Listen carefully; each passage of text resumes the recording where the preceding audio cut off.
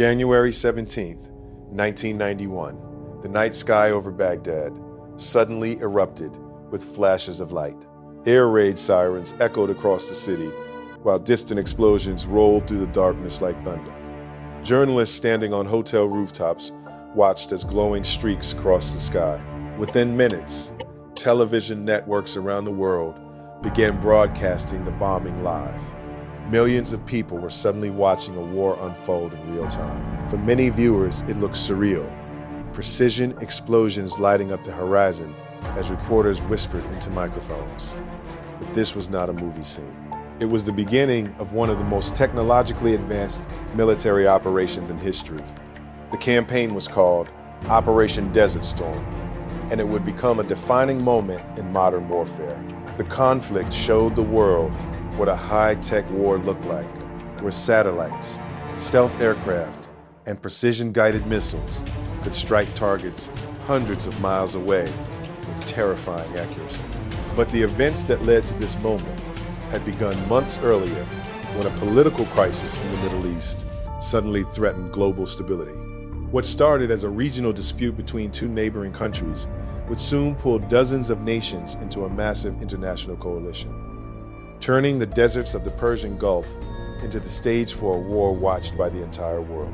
The roots of Operation Desert Storm began on August 2nd, 1990, when Iraqi forces crossed the border into Kuwait. At the time, Iraq was led by Saddam Hussein, a powerful and controversial leader who had just finished fighting an exhausting 8-year war with Iran. Iraq's economy was deeply damaged, and Hussein believed Kuwait was partly responsible for his country's financial crisis. He accused Kuwait of overproducing oil and lowering global prices, which reduced Iraq's income. There were also long-standing territorial disputes between the two countries. But when Iraqi tanks rolled into Kuwait City, the invasion shocked the world. Kuwait was a small country, but it controlled enormous oil reserves, and its sudden occupation raised serious concerns across the globe. If Iraq successfully controlled Kuwait, it would gain influence over a huge portion of the world's oil supply and could potentially threaten neighboring Saudi Arabia. Within hours, Kuwait's defenses collapsed, and Iraqi troops took control of the country. The invasion triggered immediate international outrage. Governments across Europe, Asia, and North America condemned the attack, and the United Nations quickly demanded that Iraq withdraw its forces. However, Saddam Hussein refused to leave Kuwait, setting the stage for one of the largest international military responses since World War II.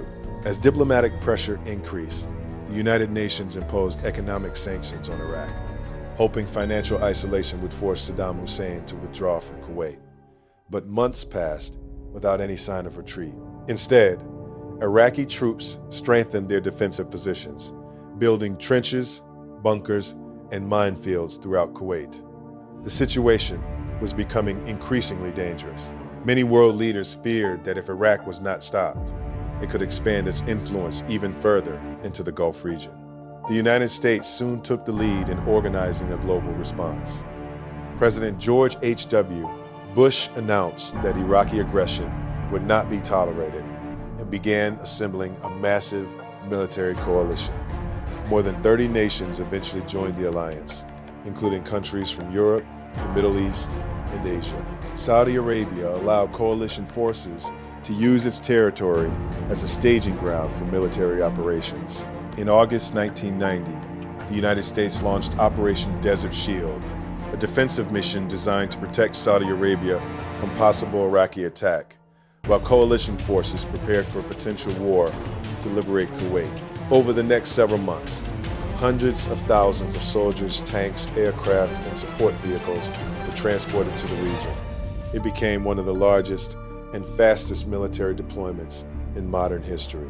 By early 1991, the coalition had built an enormous military presence in the Persian Gulf.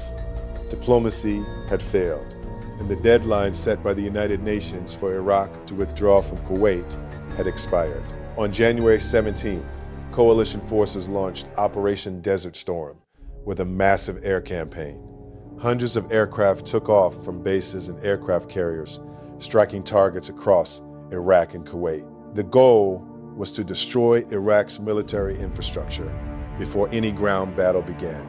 Radar stations, air defense systems, communication centers, and military headquarters were among the first targets. One of the most striking features of this war was the use of precision-guided weapons. These so-called smart bombs could strike specific buildings or bunkers with extraordinary accuracy. Stealth aircraft like the F-117 Nighthawk played a critical role by penetrating heavily defended airspace and destroying strategic targets. Cruise missiles such as the Tomahawk were launched from ships hundreds of miles away, flying at low altitude before striking their objectives. For viewers watching on television, the war looked almost surgical, explosions appearing exactly where cameras expected them. But behind those images was an enormous and complex military operation unfolding across the region. Iraq attempted to counter the coalition in several ways. One of Saddam Hussein's most dramatic moves was launching Scud ballistic missiles toward Israel and Saudi Arabia. His strategy was political as much as military. By attacking Israel, Hussein hoped to provoke an Israeli retaliation that might divide the coalition, particularly the Arab nations that had joined the alliance against Iraq. If Israel entered the war, some Middle Eastern countries might withdraw their support. However, under strong pressure from the United States, Israel chose not to retaliate. Meanwhile, American Patriot missile systems were deployed to intercept incoming Scud missiles. Television footage of Patriots attempting to destroy Scuds in midair became one of the most memorable images of the conflict. At the same time, coalition air forces continued their relentless bombing campaign, targeting Iraqi supply lines, armored divisions, and command structures. Over several weeks, the Iraqi military suffered enormous damage. Aircraft were destroyed on the ground, communication networks were disrupted, and many Iraqi units became isolated. By the time coalition planners began preparing for a ground invasion, much of Iraq's military capability had already been severely weakened. On February 24, 1991, coalition ground forces finally launched their long-anticipated offensive into Kuwait and southern Iraq. Many analysts expected a difficult and lengthy battle. Iraqi troops had built extensive defensive fortifications, including trenches filled with oil and massive minefields designed to slow advancing forces. However, the coalition used a strategy that caught Iraqi commanders off guard.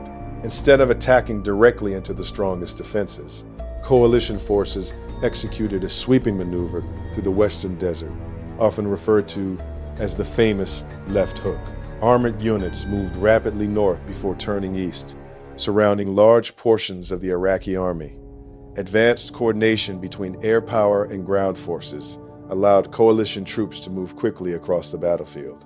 Tanks, such as the American M1A1 Abrams, demonstrated overwhelming superiority over Iraqi armored vehicles. Within days, Iraqi resistance began collapsing. Thousands of Iraqi soldiers surrendered, while others retreated in disorganized columns. Coalition forces pushed rapidly toward Kuwait City, liberating the capital and restoring control to the Kuwaiti government. The ground war lasted only about 100 hours before coalition leaders declared a ceasefire on February 28, 1991. Kuwait had been liberated, and Iraqi forces were driven back across the border.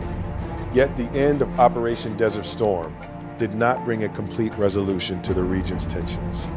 Saddam Hussein remained in power in Iraq, and the political consequences of the war would continue shaping Middle Eastern geopolitics for years. The conflict also produced haunting images, including the massive environmental disaster caused by Iraqi troops, setting hundreds of Kuwaiti oil wells on fire as they retreated.